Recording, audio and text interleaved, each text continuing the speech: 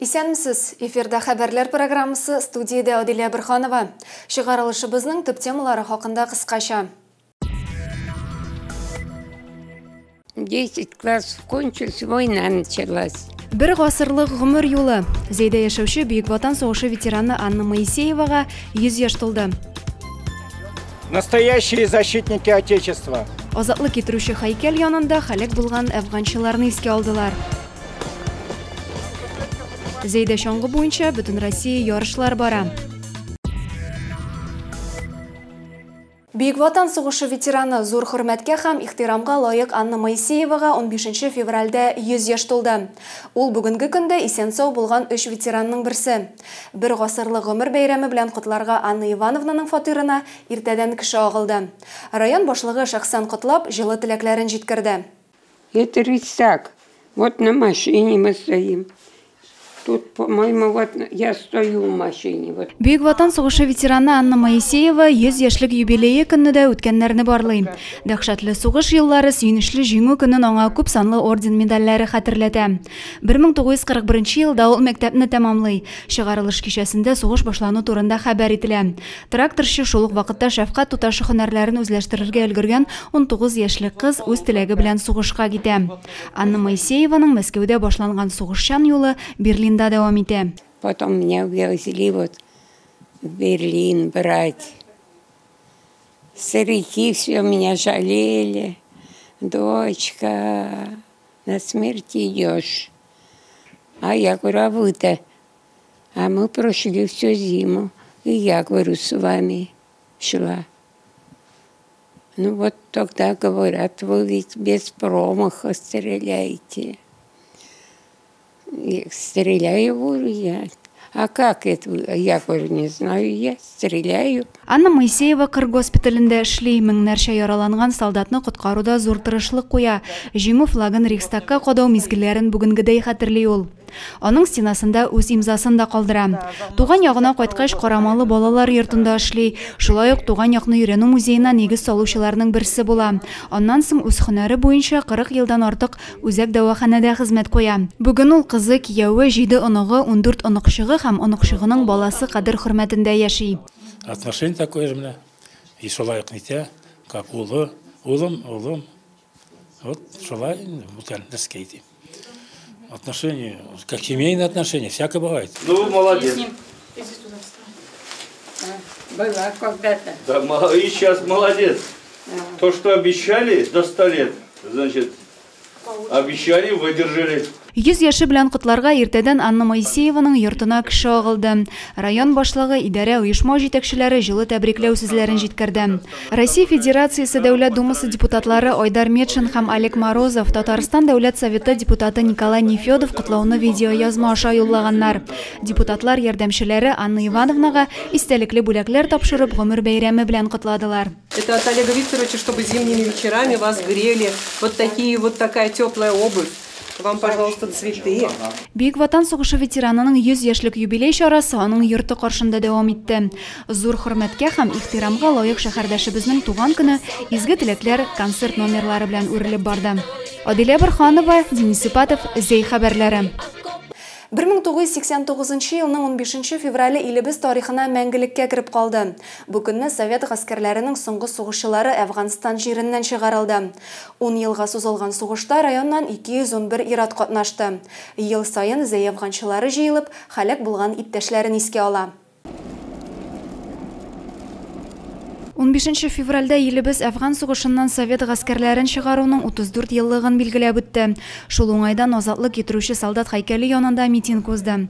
Искә алу чарасына хакимият, хәрби комиссариат вәкилләре, кайнар нокталарда хезмәт иткән зәйлеләр катнашты. Район башлыгы урынбасары Петр Уразайкин әфганчыларга изге теләкләрен җиткерде. С Заинского района призвались 211 солдат. К сожалению, 7 военнослужащих остались на поле боя. Они с честью и с достоинством выполнили свой воинский долг. 10 елға сузылған Афган сугышында Зейден 200-ден артық солдат ватан алдындағы бурычын үтей. Кызганычка каршы шуның 9-ы туган якларына әйләнеп кайтмый. Бүгенге көндә Афганстанда хезмәт иткән 150 зәйле яши. Яуда калган сугышчыларны 1 минут тынлык белән искә алдылар. Азатлык китерүче һәйкәл янына чәчәкләр салдылар. Бу көнне яшь армиячеләр хәрәкәте сафларына 38 укучы кабул ителде. Алар илнең лаеклы сакчылары булырга ант бирделәр. Адилә Бирханова, Александр Тимофеев, Денис Ипатов, Зей хәбәрләре. Татарстан мәктәпләрендә 1 февральдән 18-нә кадәр без Россия гражданнары дигән парламент дәресләре уза. Алар республикада игълан ителгән милли мәдәният һәм гореф-гадәтләр елына багышлана. Зейнең мәгариф оешмаларында да район җитәкчелеге катнашында парламент дәресләре үткәрелде. У нас существует военно-патриотическое направление в нашем воспитании. Это у нас бойцы юной армии. Отряд юной армии у нас носит имя Владимира Кухарева. Политехник колледжда үткәрелгән парламент дәресе биредәге музей белән танышудан башланды. Афган сугышында һәлак булган күллиятнең элекке студентларын искә алдылар. Парламент дәресен район башлыгы Разиф Кәримов үзе алып барды. Быел дәрес традицияләрне саклап киләчәкне төзибез дип аталды. Без хәзерге вакытта илебез азатлыгы, тынычлыгы өчен көрәшкән кешеләр өчен җаваплы дип аңлатты ул үз чыгышында. Дәрес вакытында шулай ук республикада игълан ителгән милли мәдәният һәм гореф-гадәтләр елы турында да сүз барды. Зей районында 20 төрле милләт вәкиленең дус һәм бердәм булып яшәвен билгеләп үтте. Бу атнада район хакимиятендә мөһим киңәшмәләр узды.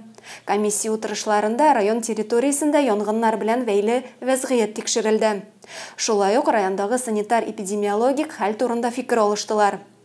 2023 ел Россиядә игълан ителгән укытучы һәм остаз елы рәсми рәвештә ачылды. Зейдә санитар-эпидемиологик иминлек буенча комиссия утырышы үтте. Узган елда тышкан бизгәге белән 17 кеше авырган. 2021 елда бер генә очрак теркәлгән. Әлеге вирусны юктыруда тышканнар сәбәпче, шуңа күрә авыл хуҗалыгы эшләрен башкаручыларга, урман кырларда эшләүчеләргә аеруча сак булырга кирәк. Авыруга каршы вакцина юк, шунлыктан күп кенә саклану чараларын күрергә кирәклеген билгеләп үтте комиссия рәисе Эмиль Галеев. Хакимият бинасында гадәттән тыш хәлләр буенча комиссия утырышы да үтте. Анда Татарстанда янгыннар һәм газ белән агулану очракларының кинәт артуы хакында сөйләштеләр. Күңелсез хәлләрне булдырмас өчен тиешле хезмәтләр эшчәнлеген барладылар. Комиссия рәисе Эмиль Галеев шәхси йортларда күзәтүләр, профилактик тикшерүләрне арттыруны билгеләп үтте. Янгын күзәтчелеге бүлеге башлыгы урынбасары Айдар Хәбибуллин хәбәр итүенчә, ел башыннан район территориясендә 9 янгын чыгу очрагы теркәлгән. Бу узган елның шушы чоры белән чагыштырганда 3-кә күбрәк диде ул. 2023 ел Россиядә укытучылар һәм остазлар елы дип игълан ителде. Елны 14 февраль көнне республика рәисе катнашында рәсми рәвештә ачтылар. Ачылыш чарасында видео элемтә аша Татарстанның барлык районнары да кушылды. Хакимият бинасына Зейнең мәгариф оешмалары җитәкчеләре, педагоглар җыелды. Бу ел укытучыларның югары статусын һәм аларның эшенең мөһимлеген ассызыклый. Татарстанда педагог һөнәре яңа дәрәҗәгә чыксын өчен барысы да эшләнә дип билгеләп үтте Рөстәм Миңнеханов. Зейгә Татарстанның 16 шәһәр районыннан иң көчле баскетбол командалары җыелды. Безнең шәһәрдә 3 көн дәвамында Кэс-баскет мәктәп баскетбол лигасы чемпионатының зона этабы башланды. Кызу ярышларны безнең иҗат төркеме дә төшереп кайтты.